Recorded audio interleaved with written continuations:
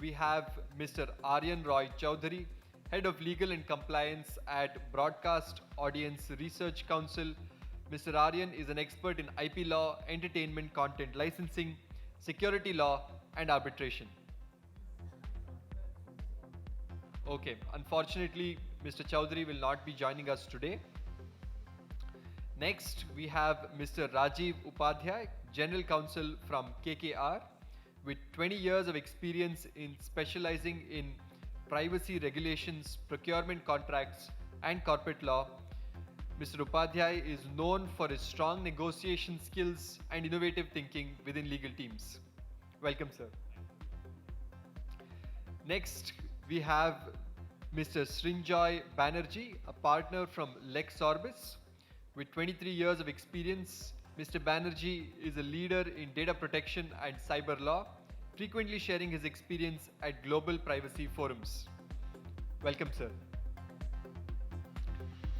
Finally, we are joined with Ms. Aditi Subramaniam from Subramaniam and Associates, a dual qualified lawyer with expertise in IP litigation, cybersecurity, and data protection. Ms. Subramaniam is an Oxford and Columbia Law School graduate and an active contributor to the global legal discourse. Welcome, ma'am. A huge round of applause for our exceptional panel of experts. I'll now hand over the session to Mr. Nagpal.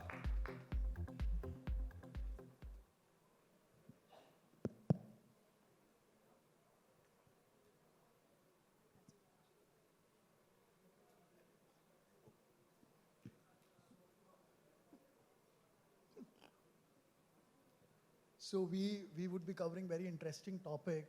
I think two of our panelists are not here, but then I hope the panelists here would be able to cover up for them. And let's start with the historical background with Mr. Banerjee, that as to how data protection found its place in the world and how it has reached India in terms of protection, and what is the basic historic background which these laws have? Sure. Thanks for the question, first of all. So one of the old adages is, if you want to know where you want to go, you have to know where you came from. So the entire scope of privacy law, if you look at, first of all, the term is privacy, and then there is something called data protection. So what is the difference? I'll cover that as well. So if you look at privacy law, if you look at privacy as a concept, 1890 is when there were two US attorneys, Brandeis and Warren, who wrote on right to privacy.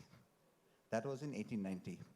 By the way, does anybody know when in India we had the first connotation of privacy in any law? When was it? Year or century? So 1882 Easement Act talks about a situation wherein you cannot build a window which is overlooking somebody else. Kind of like the Parosan concept. So that is the historical where it started from. Europe as a concept, Europe has had a lot of problems on the privacy side of things, because Europe had been hit by the Nazis, had been hit by people going into houses of people and and knowing exactly who all are there in the house and eradicating them. So Europe had that fear. So Europe always were very protective of their data, of their data protection. Now, when we use the term privacy versus data protection, we have to understand what is privacy and what is data protection. Now, privacy is a concept of, there are various connotations to privacy. Very very, very simplistically speaking, privacy talks about one, bodily privacy, wherein you are protecting yourself. Then you go on to a second degree, which is territorial privacy, your house, your office, that space. Then you go on to the third degree, which is informational privacy, wherein you are talking about data protection, wherein you are talking about the data itself. And then you have the communication privacy. Now, obviously, in this day and age, obviously this is all muddled because all our data relates to each of the other privacy aspects also. But that's the background that you should have. Now, European law is, that's why the first place where the privacy laws or data protection laws came in. 1973 was when the Swedish Act came in. And after that, we have the OECD guidelines, which are the base principles of how we even today look at privacy laws. We are talking about OECD in 1980. Then we went on to 1995 is when comprehensively they had, the Europeans had what is called the Data Protection Directive. And in 2018 is when the first, the GDPR as we know it now has come up. Now, when you talk about privacy laws, there are various concepts that are there. Various, if I cover it broadly into three categories, the various concepts is the European law. Europe wants a very, very comprehensive law. And that's why GDPR is a very, very comprehensive law. The Asian way of looking at it is very different, and the US way of looking at it is very different. So the Asians are more on a consent kind of framework, which is what our law also kind of looks at. And US looks at it very differently. US has got no comprehensive federal structure, but what it does have is a sectorial wise they are dealing with. So when we are talking about US, we are talking about healthcare, then we are talking about HIPAA. When we are talking about children's data, then we are talking about a law called COPA. When we are talking about financial data, we are talking about GLBA. So various aspects, then the CAN-SPAM and the other laws that are there. So various aspects. The US has never been very, very strong on the federal. They want to punish you if you make a mistake, but they don't want to have a law which is comprehensive in that nature. So this is the broad categorization of the law. Asian, the way that we are looking at it, I think we have taken the best of all worlds, and we are bringing on right now a baseline law, and then hopefully we'll have the sectorial concepts as well, and I will leave to the others to deal with some of these concepts.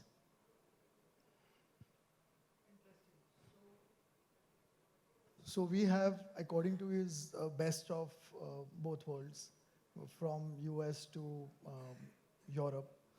So now I would ask Aditi, what is your take that she's a bar member at New York, also practicing lawyer in India. So what is your take on the current law, current framework, and what are the major differences you think which are there in our law vis-a-vis the law which is there overseas? Thanks, Nihit. And thanks, Ranjoy. That's a really good segue actually into the areas I'd like to cover, addressing Nihit's question as well. But before I get into a comparative discussion between Indian and, say, European laws, I'd like to set out what I think is a really good framework to consider any new legislation. And as we all know, the DPDP Act and rules, the draft rules are particularly new. The Indian jurisprudence is in very nascent stages of development. I think there's a fourfold approach that is useful for legal practitioners at this stage when we're considering our data protection laws. The first question is from the perspective of individuals, right? So in the B2C context, how does this affect consumers? Or as the law would put it, how does this affect data principles, right? What are my rights? How do I exercise these rights?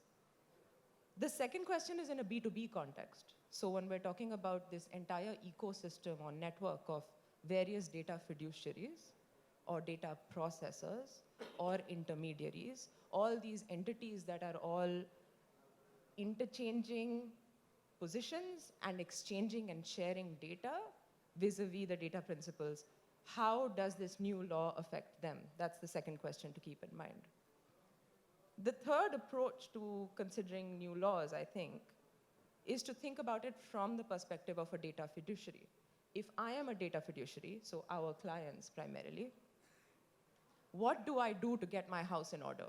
What do I do to make sure, A, that I am thorough on compliance, and B, that I'm shielding myself from liability, right? And the fourth question I think to keep in mind as we go along is what is the interaction of all of these stakeholders with the state?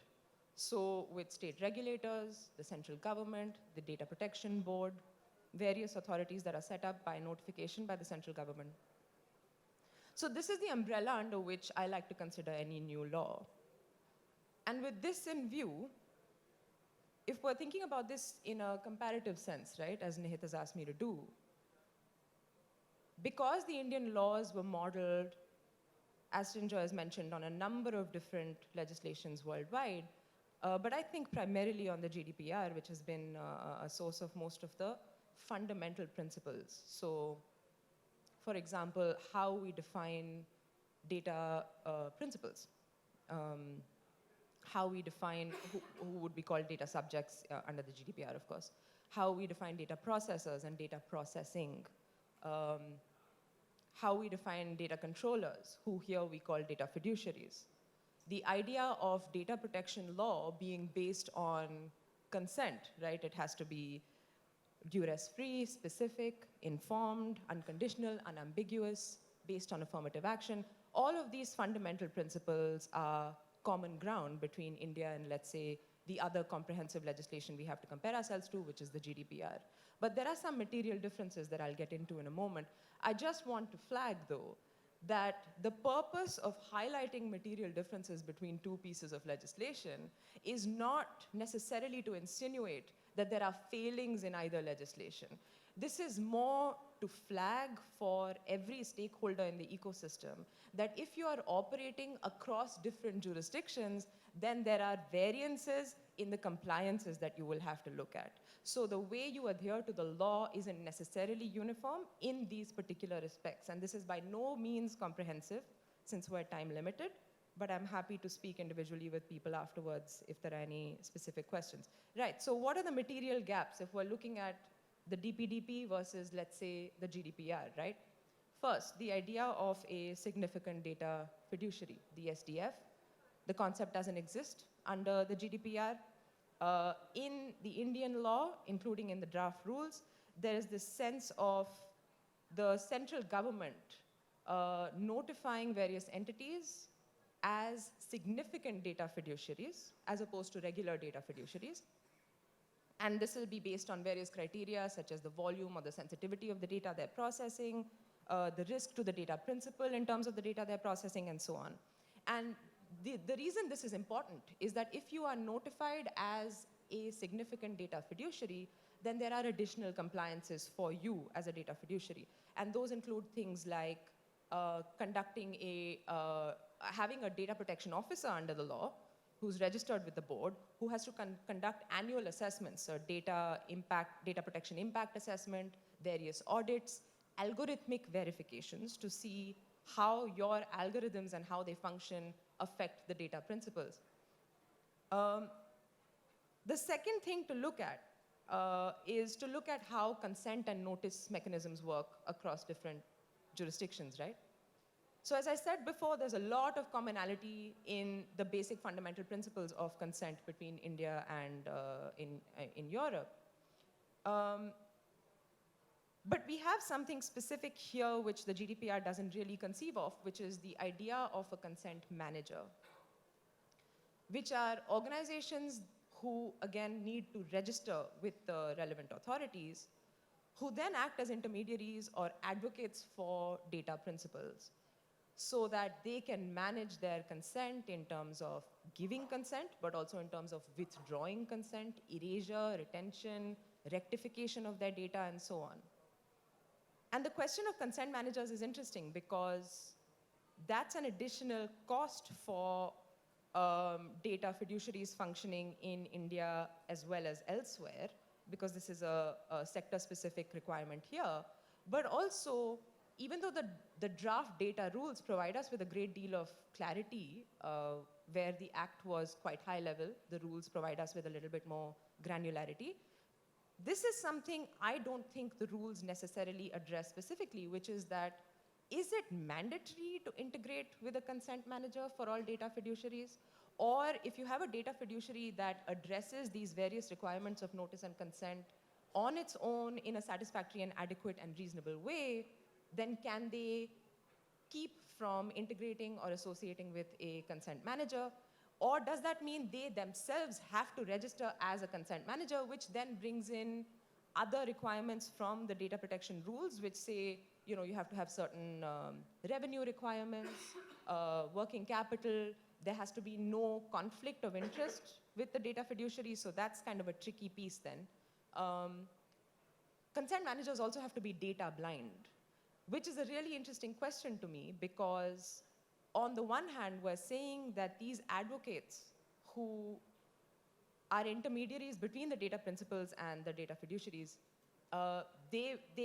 they manage how you give consent, whether or not you give consent, and how you have your data fiduciaries rectify or erase your data. On the other hand, we're saying they have no access to the actual data. They are data blind. So in a sense, consent managers are separate from data fiduciaries. But in another sense, in a broader sense of the idea of fiduciary under our law, consent managers are in a fiduciary position towards data principals. And the word fiduciary, in my mind, is a weighty word. And it is not used loosely or without thought by the legislators.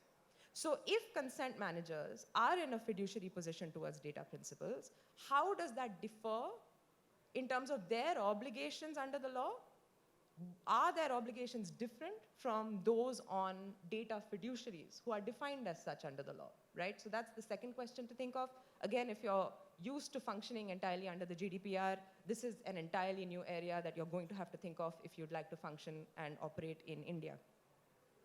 The third question I'd like to touch on very quickly is in terms of parental verification and collecting children's data, I think is another kind of area of difference. Again, world over, in every jurisdiction, particularly in the GDPR, the idea of collection and processing of children's data is a sensitive one. Every jurisdiction takes it particularly seriously, and in that sense, India is no different. I do think that a close reading of the Act, and particularly these draft rules that were released on the 3rd of this month, do suggest that Indian law has a slightly higher bar for acquisition of parental verification and acquisition of parental consent in terms of processing of children's data. So for example, the draft data protection rules suggest that we will have to perhaps conduct just a universal age gating system. So does that mean that every website, for example, whether it's e-commerce or social media, or whether I'm the website for a law firm, or I'm providing services from a different type of vendor, do all of these websites need to have an age gating mechanism? If so, does that simply come in the form of, let's say, a self-declaration? So we are all familiar with websites which say, are you above 18 years of age, yes or no? Is that all we need to do to have the children? And then is there to have the children sort of self-declare their age? And in that sense, is that safe? Is that enough? We can all conceive of 16-year-olds saying, yeah, I'm 18. So there's that risk. The other question is if it's not going to be a self-declaration, and I think this is something they do in the US, the FTC has certainly mandated it in some cases, which is that instead of that, you do something called neutral age gating, where you ask the user on a website, whether it's e-commerce or whatever else, to say, how old are you? So they enter their date of birth. without that window kind of specifying that you're not allowed to move forward if you're not above the age of majority. So you simply enter your date of birth, and if your date of birth, according to the software, means that you are under the age of majority, you simply cannot proceed. It says, stop buddy, you need to go get parental consent. And this is the flow of how we need you to do it. So that's one piece of obtaining parental consent, right? The other piece of it is, what is the form that that parental consent should take? So the Indian data protection rules, the draft rules, give us some options on how parents are supposed to provide verification and consent. So they could be, websites that already have the data on the parents, and they simply sort of match that data when the child says, okay, this is my, father or mother's account or my guardian's account. The other scenario is where the parents have never interacted with this website. So then is it simply an OTP system, which is fairly unsophisticated? We see that happening all the time, because it's based on this idea that cell phones can only be bought by, SIM cards and cell phones can only be bought by adults, which is obviously untethered to reality at this point. So you either do the OTP system to have parents verify, or you do something called virtual token mapping, right? And a good parallel to that is the data empowerment and protection architecture, where we have account aggregators acting as consent managers, and they have these similar sort of systems of verifying consent.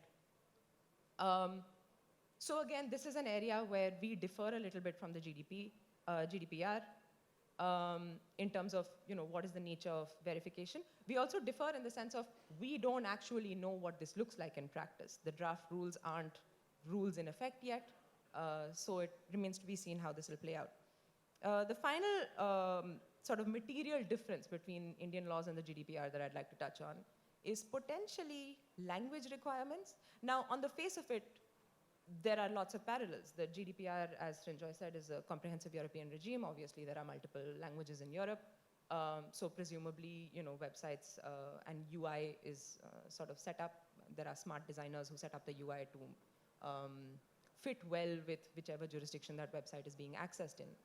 The difficulty in India is there are so many constitutionally recognized languages, and the data protection rules specify that any notices that are provided, including privacy policies, any acquisition of consent, all of these have to be free and accessible to the users in the language of their preference, which may not be English. So how do you set up UI on whatever your website, your app, whatever it is, to make sure that at a moment's notice, if in whatever regional company, let's say in the Hindi heartland or somewhere in the deep south of the country, if you have a user who doesn't speak English but instead speaks, I don't know, Bhojpuri or Tamil or Magadhi or whatever, how do you summon then all of these public-facing documents in their language so that they are able to review them and provide their consent or whatever else the interaction requires from them?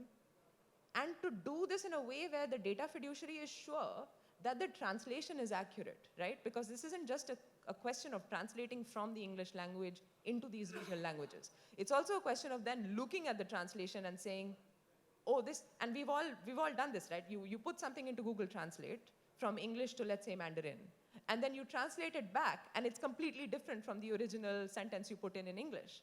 So how do we make sure that what we're setting out in the translated version, A, has fidelity to the English version, but more importantly, has fidelity to the law? Because what's important here is that the data fiduciary is responsible and liable whether or not they are the ones actually processing the data.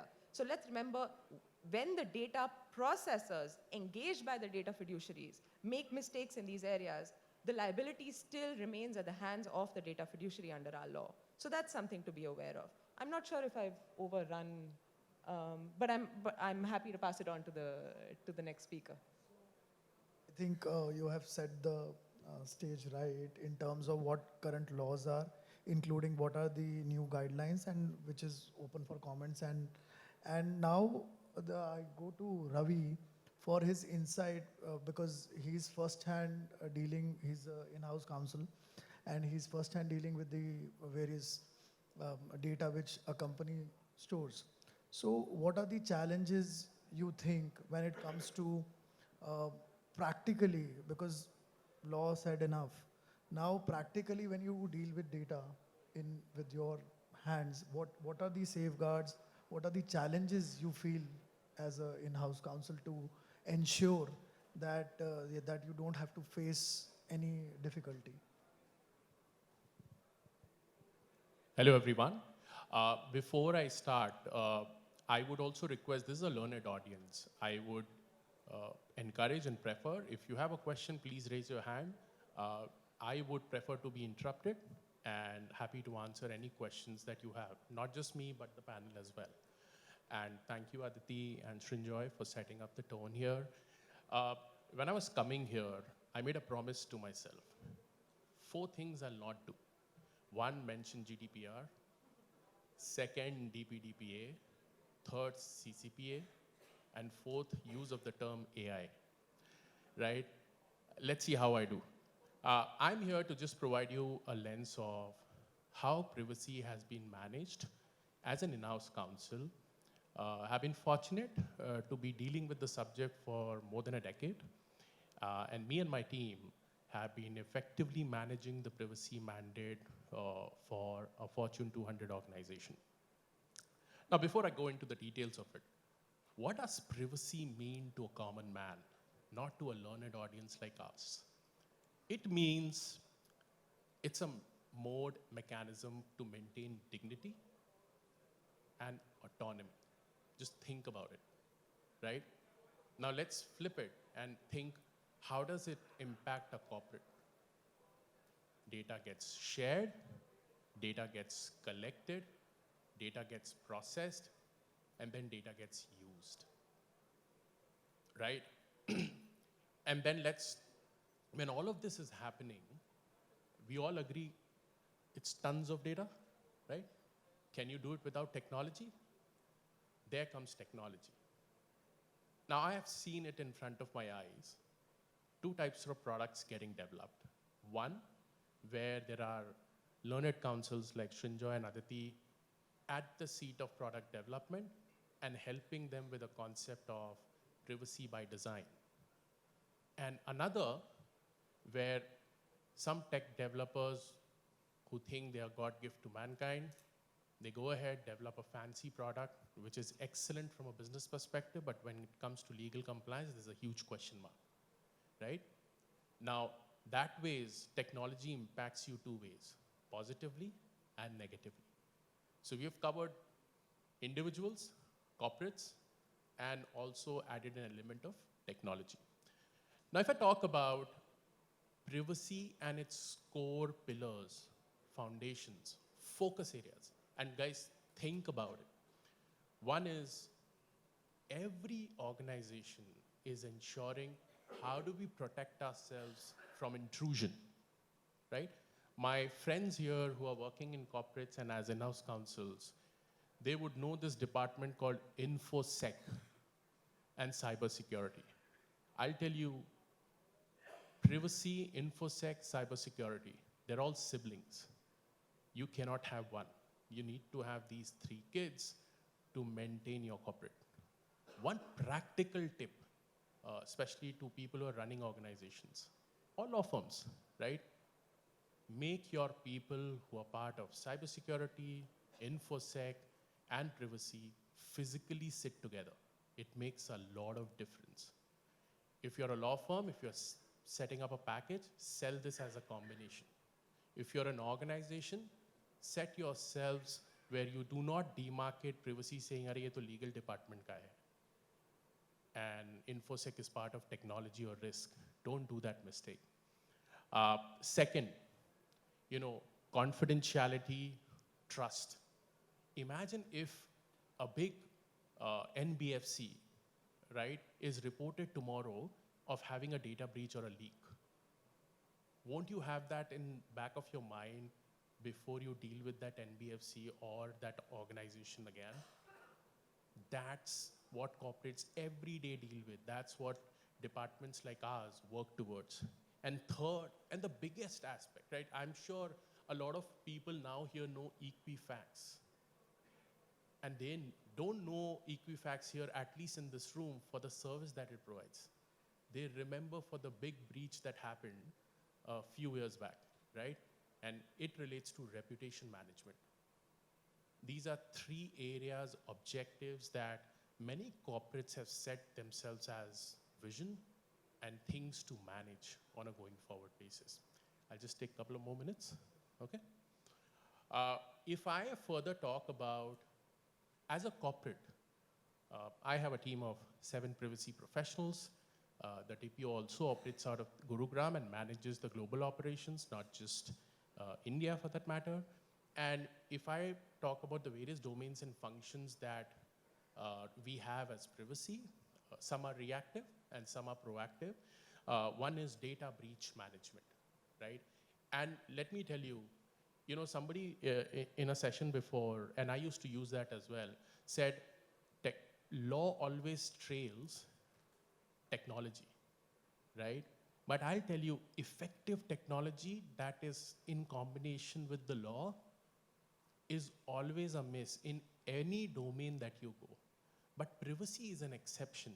If you see, there are mushroom growth of tools, but now the way tools are being made, law is at the forefront of being considered when it comes to features, processes, and workflow. So whatever things that I'm talking about, as an organization, the way we've set up teams, we are not doing anything manual. We are making use of technology, not in silos, but a whole proper workflow. One is data breach management. Second is DSARs. If you don't know what DSARs are, it is data subject access requests, right? It's if there are people who are operating their data on mainframes in the Indian domain, that is one. Second, if data is in silos, that is 2. Third, if data exists at multiple locations, which means duplicity, and the data is not updated, then DSARs will keep you awake as an organization when you're looking to comply with the regulation, where essentially the data subject requests for access to information in terms of what data is being maintained about them, and then you have to furnish that information in a time-bounded manner. And it takes a lot of time if you've not set up your data in a right fashion. I'll tell you the impact of privacy on larger corporates, which have been traditionally operating for more than 100 years for that matter. Their biggest pain is, how do we ensure that we have one cohesive system in which there is data that is structured and is accurate? Very few organizations would come forward and claim and certify that whatever exists in our systems is 100% accurate on a real-time basis, because that's not what the reality is. Second was DSARs. Third is DPIAs, a proactive step. This is where internal audit comes into the picture. Auditors have privacy as one of their favorite subjects now. They would closely review organizations for privacy aspects, and DPIAs help you assess the risks and the exposure that you may have to intrusions, to breaches, and so on and so forth. So that is another thing. Last but not the least is, I'm not going to talk about consent management, Aditi, because you did a way better job than I may do, but I would like to talk about privacy training. You know, we often talk about privacy and we feel that it's a legal ka subject hai. Organizations don't look at it from that perspective. If every single employee in your organization cannot segregate and differentiate between what is internal use only, what is confidentiality, and what is privacy, and how all the three are different, let me tell you, then you don't have effective protocols towards managing effectively your breaches, your data management, and so on and so forth. So, you know, before I hand over to Srinjoy, Aditi, and Nihit, that is how corporates in general have been focused towards practically managing privacy situations with the various laws that Aditi and Srinjoy spoke of. Over to you. And before we proceed, any questions? Yeah, one, just taking segue from where Ravi just now left it. See, even in GenPact, when I was the DPO over there, one of the issues we knew about GDPR in 2016.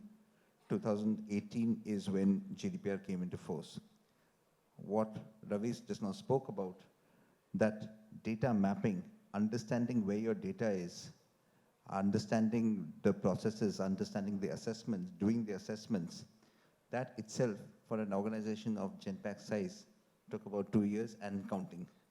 So we had to go in for a risk-based approach. And this is what is going to happen even in India, that companies, unless they start their journey now, we are already late. Start the journey now. Now, it's not about the rules will come, the rules will come.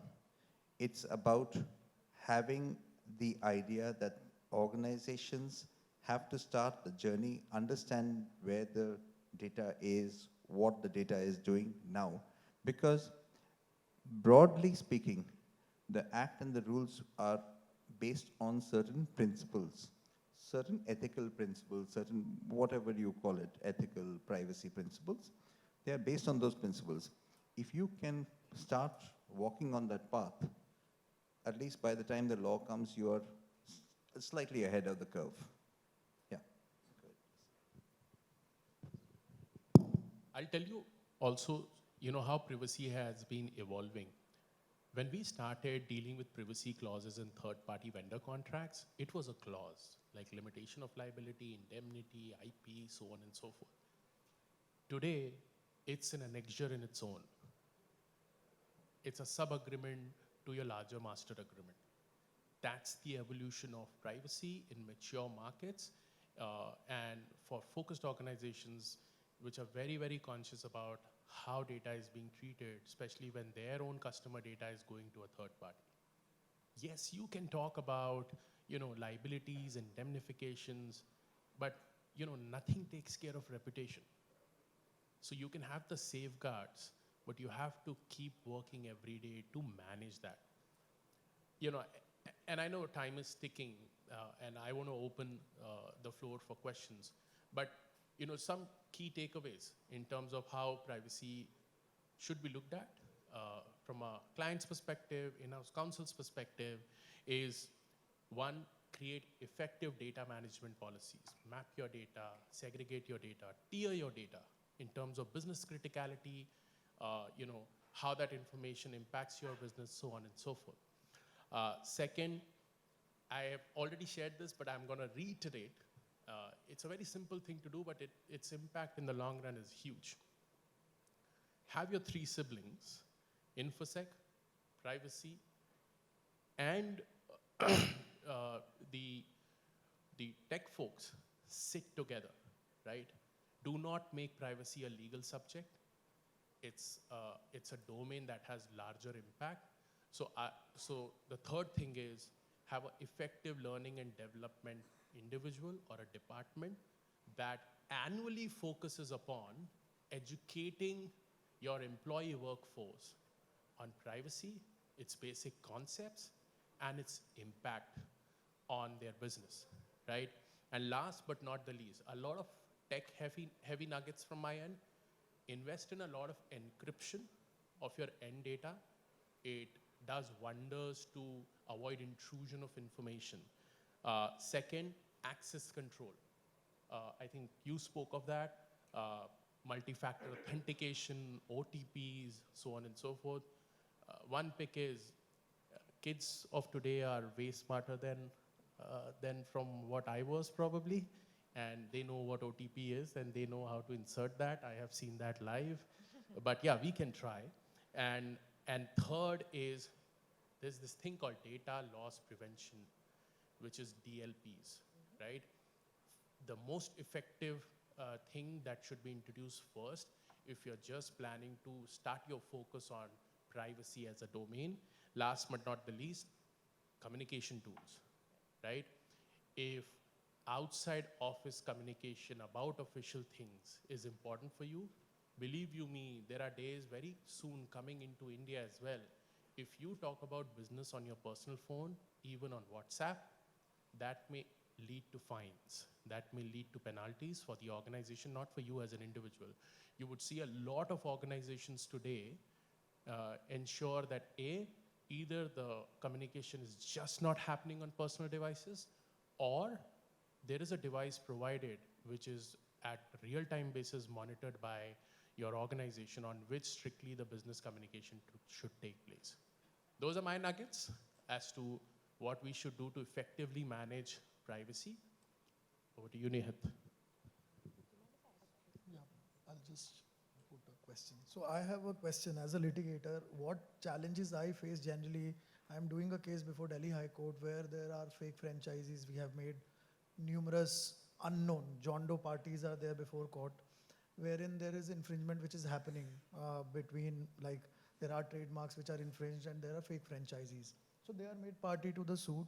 John Doe orders are there in place and the injunctions are there. However, the real culprits we are not able to find, that who are the owners of these domain names.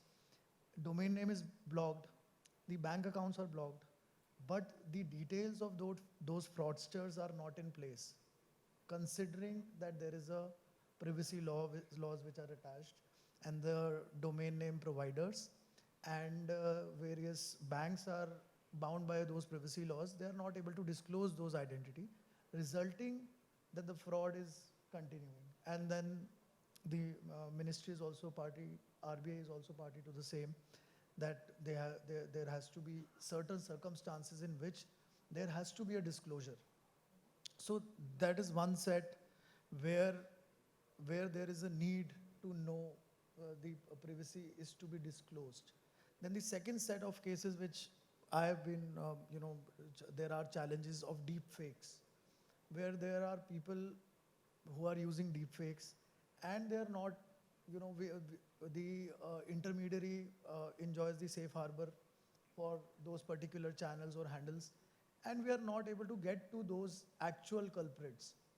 So my question to the panel is that how we can strike a right balance where there are frauds and there is a need to compromise that privacy aspect in a larger interest.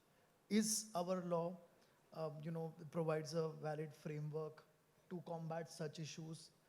Are there any exceptions where there can be a disclosure which can be made that under certain circumstances the details can be given?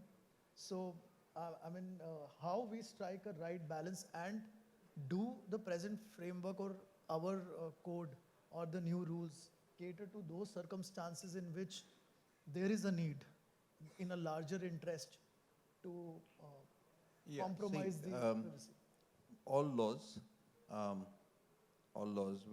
whether it's GDPR or whether it's DPDPA and the rules, talk about these exceptions, wherein you have exception for police cases, you have exception for frauds, and you have exception for these kind of deep fakes and things. In our perspective, there has been a report recently, AI governance report that has come out, and the earlier ones also, as well as the DPDPA and the DPBR, what is it called? So all these are catering to looking at such events as well, because at least one of the practicalities that the lawmakers are seeing these days is that the technology, as Ravi was talking about, technology is racing. We are talking about, Ravi was talking about encryption standards. We are talking about, if we talk about an RSA standard today, that may be not relevant in the next 6 months. And law has to be flexible enough to cater to. So our constitution is very strong that way, because our constitution always catered to the future. So it will take time. once the act comes in and once the rules are notified, it will take time. There will be jurisprudence on it, and these specific cases will be dealt with.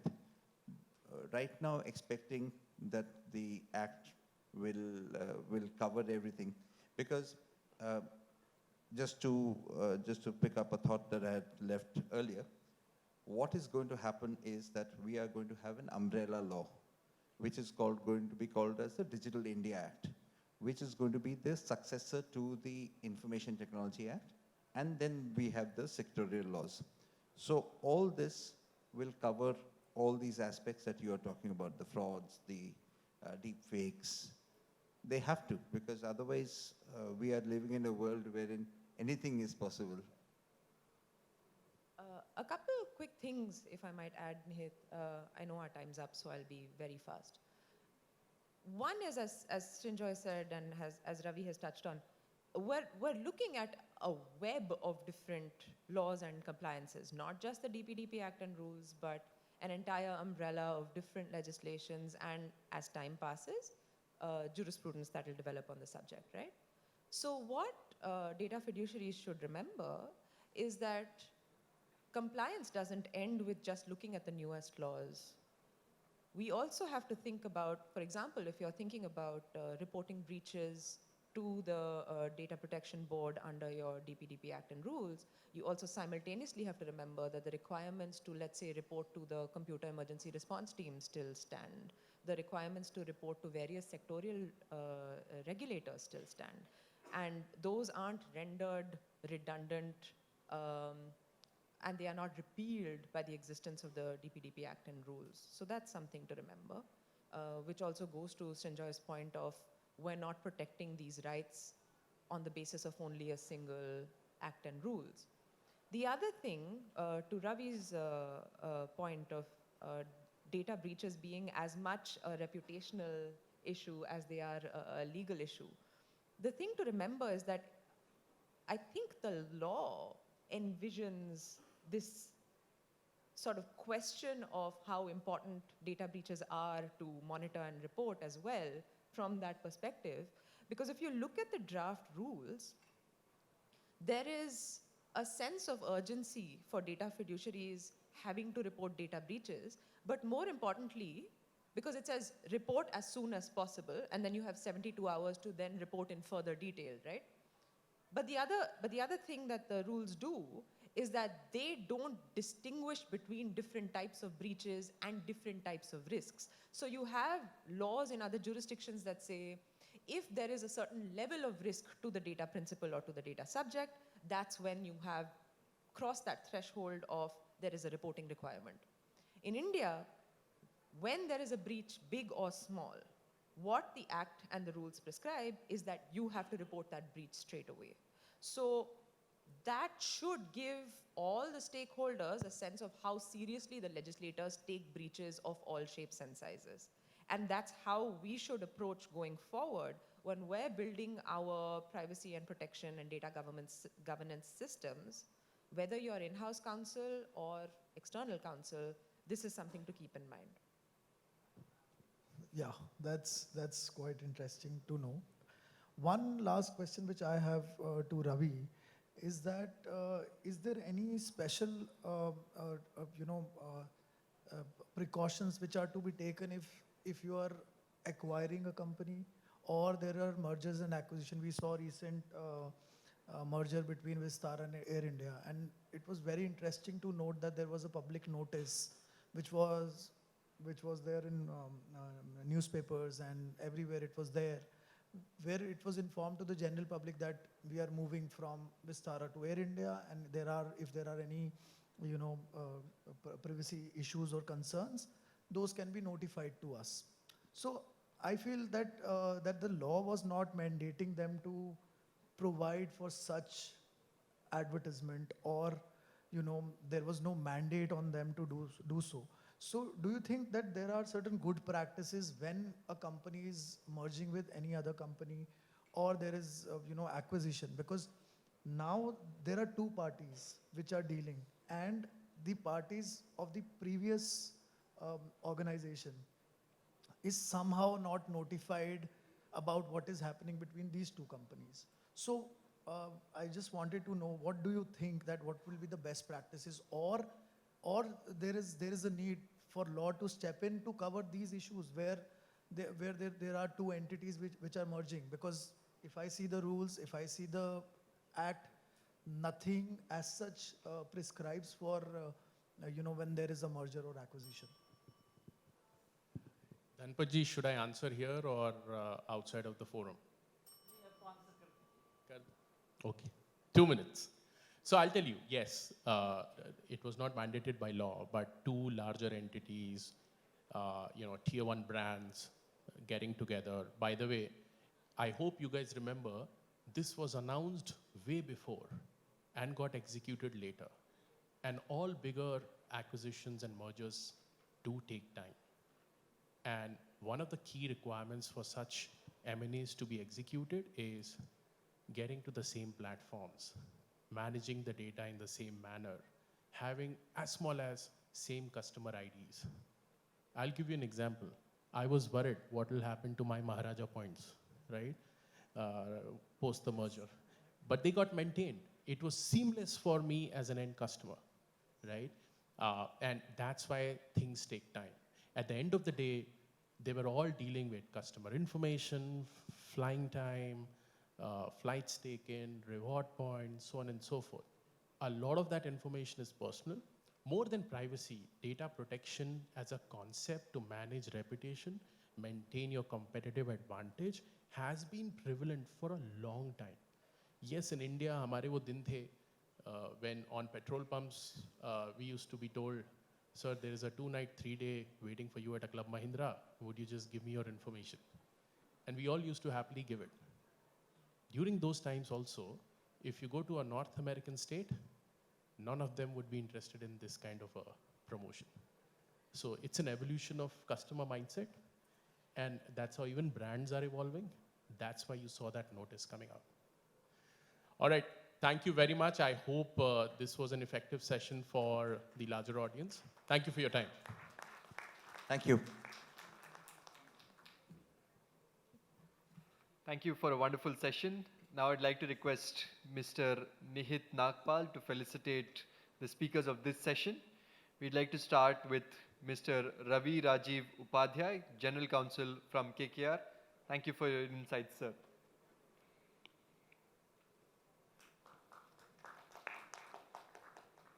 Next, we have Mr. Srinjoy Banerjee, partner from Lexorbis.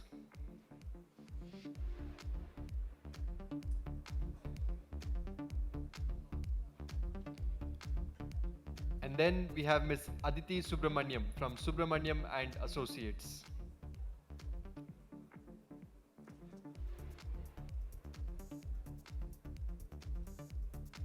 Now I'd like to call upon Dr. Agarwal, Honorable Founder GIPC, to felicitate Mr. Nihit Nagpal, Partner in Dispute Resolution at SS Rana and Company.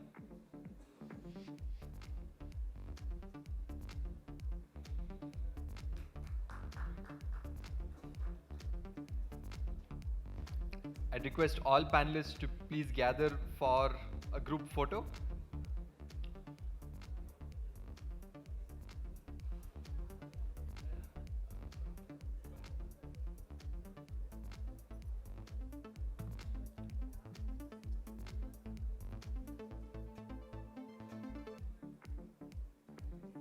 That, ladies and gentlemen, marks the end of session 4.